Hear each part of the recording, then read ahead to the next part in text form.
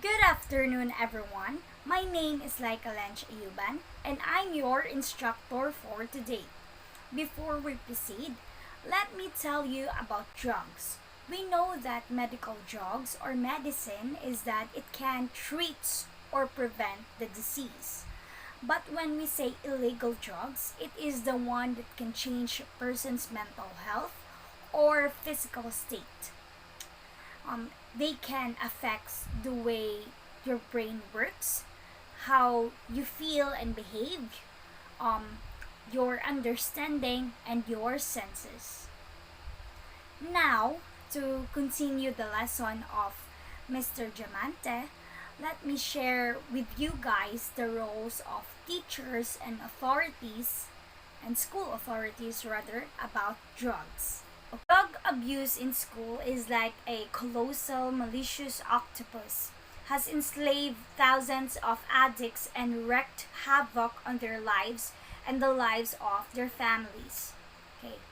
Teachers and school administrators have to determine the extent and character of drug abuse and establish a means monitoring that use regularly.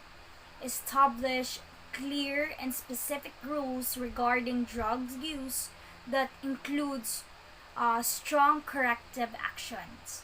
So, school authorities should enforce drug abuse policies in a fair and consistent manner.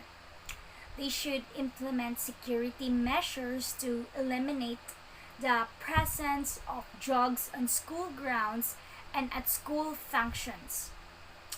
Implement a comprehensive drugs prevention curriculum for elementary through high school. Um, Teaching that drug use is wrong and harmful, as well as supporting and strengthening drug resistance. According to Razali and Madden in 2016, studies have shown that a school which values teachers' roles and recognizes the importance of school environment stands to win in terms of school moral and commitment to not use the drug. So yes, I agree because the teacher's roles is to discipline students like when it comes to treating elders, treating their classmates, showing respect to other people, and most especially teaching them or advise them not to use drugs. Like for an instance, way back when I was in my 6th grade, we have a classmate that who is older than us.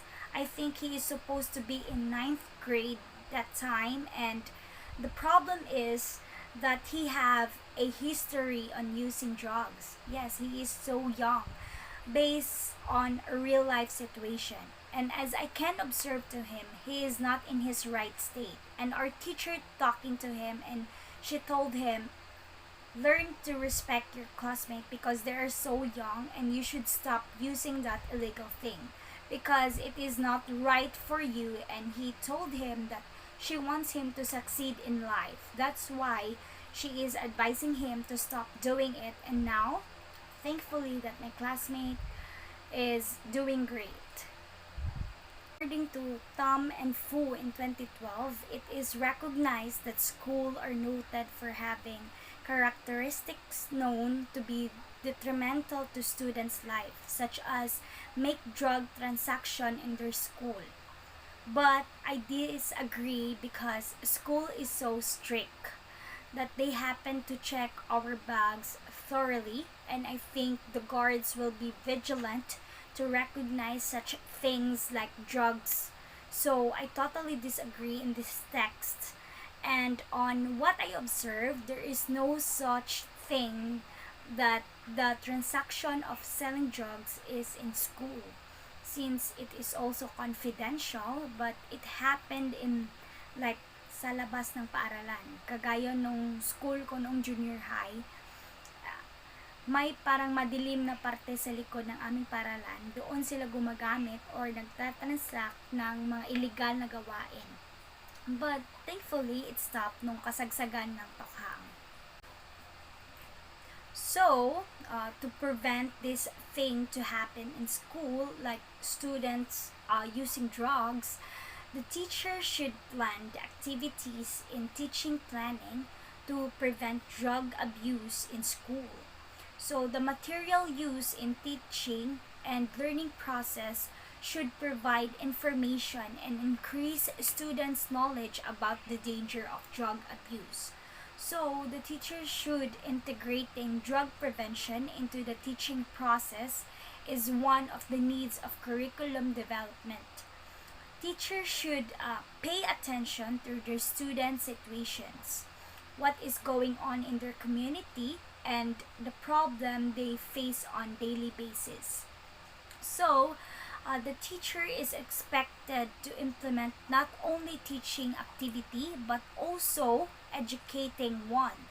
Therefore, teachers are often accused of solving issues related both to academic achievement and poor behavior of students.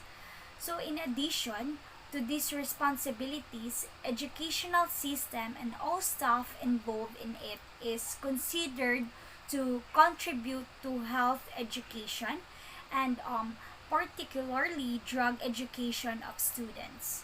So at the same time, many teachers view drug education as a peripheral area of their activities and do not feel competent and confident in order to justify the obligations imposed on them in this field.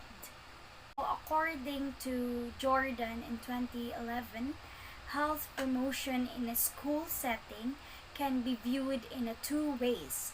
On the one hand, it is a way to improve students' health.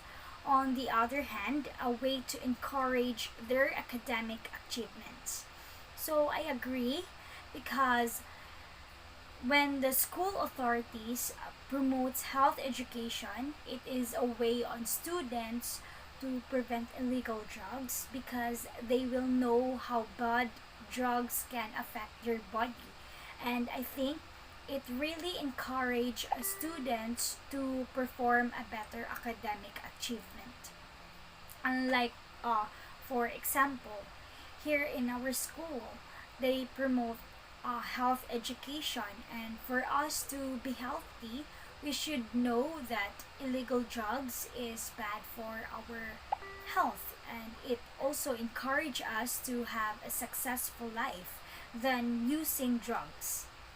According to Ofsted in 2013, to fulfill their role successfully, teachers need basic knowledge and the ability to integrate preventive programs into the educational process that they can master as a result of their relevant training.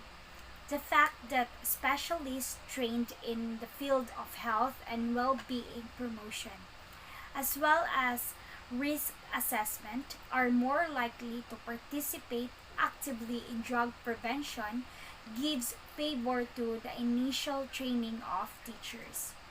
Yes, I agree with this statement because the teacher should really know about the basic knowledge about drugs because it is their way to share their thoughts to their students, what they learn, and to be able for them to advise their student what are they are going to do about drug education. For an instance, the teacher is discussing about cocaine. So the teacher should have a basic knowledge about drugs or cocaine to be exact because he or she can say directly the side effect of cocaine is like this, like that without researching unless the teacher is using drugs.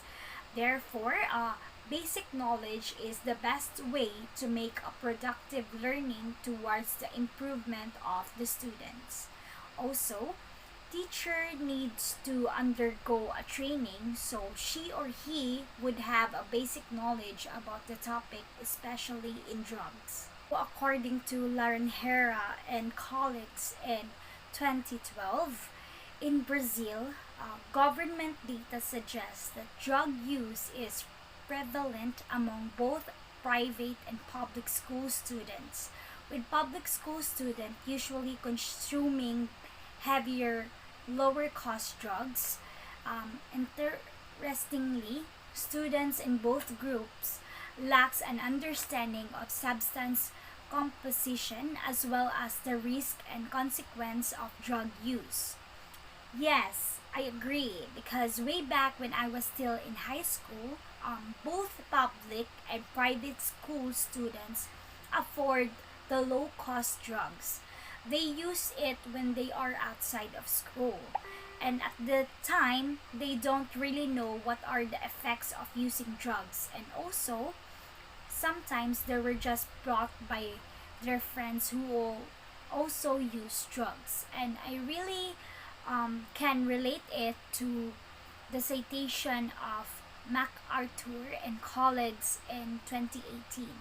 According to MacArthur and colleagues, school programs target normative beliefs such as belief held by peers or other important people that influence kids' behaviors, establish a bond with the school, and train risky behavior avoidance. However, this approach does not establish a dialogue or promote adolescents' critical thinking or their ability to make choices. Instead, it aims to impose socially desirable behaviors while avoiding those endorsed by peers. So, according to Lichtenberg and colleagues in 2020, evidence indicates that school based intervention are more effective. And according to Gilligan and colleagues in 2019, importantly, interventions are most effective if they are tailored to the group particular age and risk levels. So yes, I agree because there are three reasons why schools are a good place to learn implement drug prevention programs.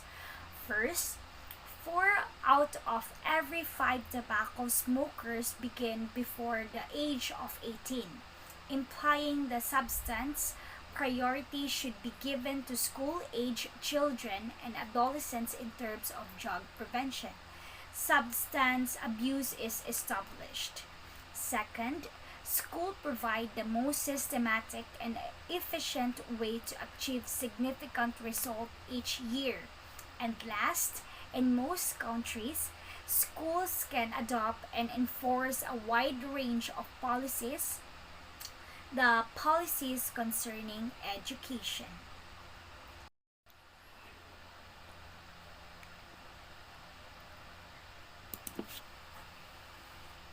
So, according to Howard Jones and Fenton in 2012, school educators in turn can use their expertise in dealing with different age groups to disseminate the information in a palatable and efficient manner.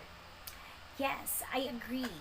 School authorities should use their expertise to spread awareness to students because they will use their voice as an advocate to stop using drugs or not using drugs at all.